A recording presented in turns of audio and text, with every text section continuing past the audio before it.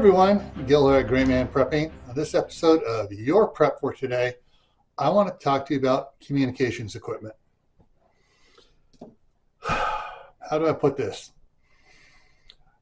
Your cell phone may not be working all the time.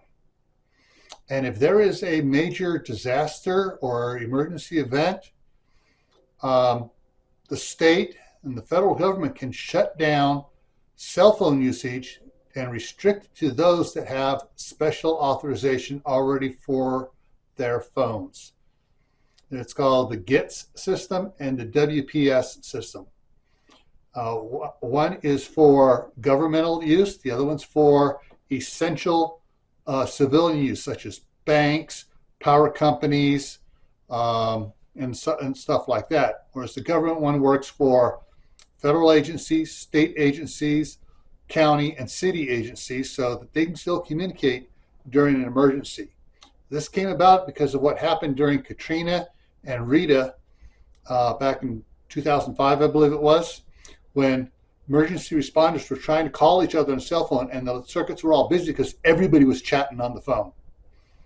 So basically what it does, if you don't have it, you try to dial up, it's going to say, you don't have access to the circuits right now, and only those that have those types of phones can communicate. So how are you going to communicate?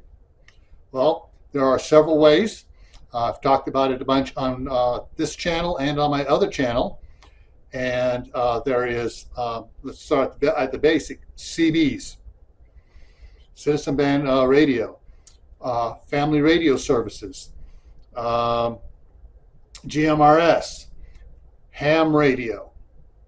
All right. Ham radio has been a big communication for decades. It was used back in the Korean War and World War II to communicate from home to troops across the sea. All right, so think about it. Oh, another bonus about ham radio now, you do not have to know Morse code.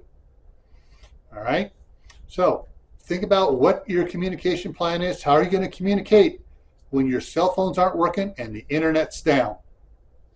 All right, so one other thing I want to remind everybody is that there's a lot of chatter with the intelligence communities about the possibility of certain things going on this winter, and there's being certain shortages and stuff of things. So make sure you're well stocked up, well prepared for this winter. All right. So stay happy no matter what life throws at you. Stay safe. Keep adding to your preps: water, food, medicines, clothing, and learn a new skill. All right. Get yourself prepped for this winter.